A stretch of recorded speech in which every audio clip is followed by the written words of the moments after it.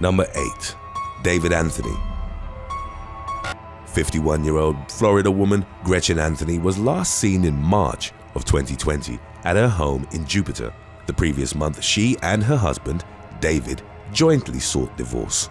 On March the 21st, the day after Gretchen had disappeared, neighbors reported hearing a blood-curdling scream coming from the home. Video footage from the couple's garage showed a blood-stained water jug and the back of the head of someone who was not moving, fitting Gretchen's appearance. Neighbors also reported the smell of chemicals emanating from the garage. The police found her Mini Cooper parked at the Jupiter Medical Center, with surveillance footage indicating 43-year-old David had been the one to park it there on March the 24th. The vehicle would later show traces of blood on the gearshift and steering wheel. Around the same time, 5 people received messages from Gretchen's number claiming she was quarantining after being diagnosed with a severe case of COVID-19. David was arrested a week later in Las Cruces, New Mexico. He ultimately confessed to killing Gretchen and told the authorities where they could find her body. David agreed to be sentenced to 38 years in prison following a plea deal. Number 7. Mohammed Shamji. 2 days after she filed for divorce on November the 30th of 2016, Dr. Ilana Frick from Toronto was killed by her husband. She'd been the victim of extended emotional, verbal, and physical abuse at the hands of her husband, Dr. Mohammed Shamji. Roughly a year after they were married in 2005, Shamji was charged with assault for threatening to kill Frick and their infant daughter. The couple reconciled, but under the conditions that Shamji continued to undergo therapy and wasn't allowed to own any weapons. The relationship continued to deteriorate, and Frick would attempt to end the marriage on multiple occasions, but was dissuaded by her husband's promises of improvement. Lawyers commenting on the case argued that given the history of domestic abuse, the divorce papers shouldn't have been handed down while the couple was still living together. 2 days later, they got into a heated argument. As their 3 children slept, Shamji brutally beat Frick, breaking the woman's ribs and neck before strangling her to death. He packed her remains in a suitcase, drove a few miles north of the city, and dumped them in the Humber River. The following morning, Shamji, a world-renowned neurosurgeon with a master in science from Yale University, returned to his workplace at Toronto Western Hospital to perform spinal surgeries. In 2019, he pleaded guilty to second-degree murder and was sentenced to life in prison with a chance of parole after a minimum of 14 years served. Number 6. Ibrahim Ghazal. In early February of 2021, Ibrahim Ghazal murdered his wife, beauty queen Zina Kanjo, in Beirut, Lebanon. Kanjo was found dead at the couple's marital home in the Ain El Mnassir district. An investigation determined that she'd been fatally strangled months after she'd filed a domestic abuse complaint against her husband. It's believed that she was in the process of getting a divorce from him. An arrest warrant was issued for Ghazal, who in the meantime had fled to Turkey. The country's authorities pledged their cooperation with the investigation, while the report against Ghazal was relayed to Interpol departments all over the world. In a phone call with his sister-in-law, Reba, which was then made public by the Lebanese Al Jadid TV channel, he didn't give a straight answer but seemed on the verge of a confession. He told Reba, "I didn't want to. I didn't want her to die," claiming that he'd put his hands on Kanjo's mouth to stop her from screaming. In December of 2014, Lebanon had amended its domestic violence law to include marital violence, a decision welcomed by the country's women's rights activists. However, it wasn't made clear if the amendment also protected divorced women, potentially providing a legal loophole. Kanjo was one of 3 women that were killed by men in Lebanon that month. In the ensuing uproar, numerous social media users added hashtag Zina Kanjo to their posts to raise awareness about the domestic violence that women faced in the country. Number 5. Michael Reeder. On December the 15th of 2019, Englishman Michael Reeder gunned down his wife after being ordered to pay a 5-figure sum in the divorce settlement. 70-year-old Reeder had met Marion Price via the internet in 2012, and within a week, the woman reportedly told her friends that she'd made a mistake. An abusive relationship ensued, with Price's family claiming that Reeder gradually revealed himself to be manipulative, controlling, and obsessed with money. In 2017, He left Price stranded in London when he became enraged that she'd gotten up and danced at a Jersey Boys musical. He attacked his wife's elderly mother after she'd moved back in with her, when Price told him she would no longer pay his bills. Following their separation, Rita placed a tracker on his wife's car and threatened to kill her if she left him. After the court order was pronounced and Rita had to cover the financial costs associated with the divorce, amounting to £10,000, Price became fearful for her life. As she sat in her car outside her home in Earls Barton, Northamptonshire, Rita rode past on a motorbike. Armed with a shotgun, he opened fire on the grandmother of three in what would subsequently be described as a cold-blooded execution. The 63-year-old died from her injuries and Rita was sentenced to 31 years in prison. His best friend, Stephen Welch, was given a sentence of 27 years as a willing assistant to the crime for helping Rita dispose of the evidence. The shotgun and motorbike were never recovered. Number 4. Jose Valdivia. In January of 2019, Sabrina Rosario filed for divorce from Jose Valdivia, age 31, who was unwilling to accept it, exhibiting extremely worrisome behavior in the following months.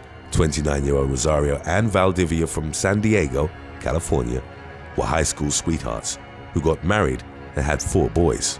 According to a family member, the trouble in their relationship began in 2018 when Valdivia cheated on his wife for the second time. In the ensuing arguments, Valdivia became abusive towards Rosario, who ultimately filed for divorce. In the months that followed the initial filing, he harassed and threatened her through text messages. Valdivia showed up unannounced at Rosario's childhood home in the Paradise Hills neighborhood on multiple occasions and texted her that he was outside or that he knew she wasn't home. Rosario told her estranged husband that she'd get a restraining order, to which he replied that it would do nothing. Their divorce was set to be finalized in December of 2019.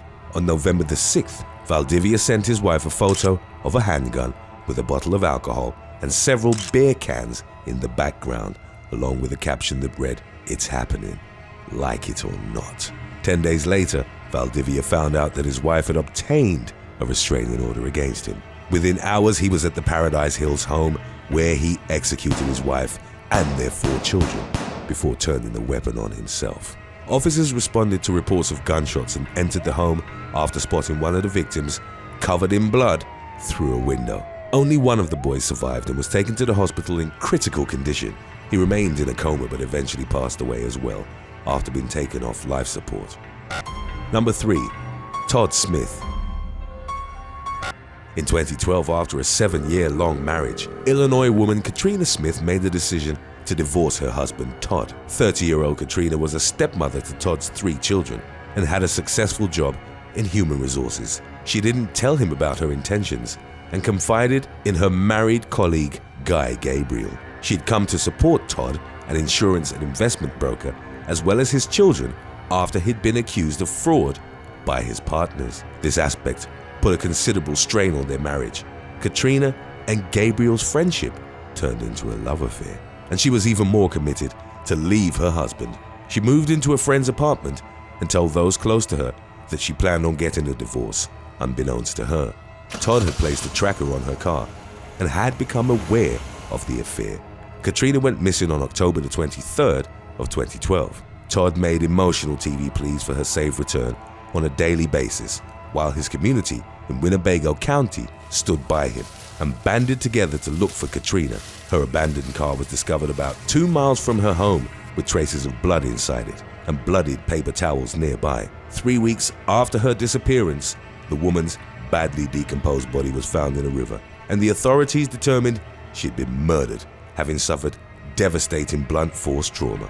By that point, Todd had already become the prime suspect. The police discovered the GPS program he'd used to monitor his wife, as well as the aluminium baseball bat with traces of her blood on it in their garage. Prosecutors would argue that Katrina had gone to the house to do some laundry and told Todd that she wanted a divorce. It's unclear if he'd confronted her about the affair before striking her 24 times with the baseball bat, landing several deadly blows to her head.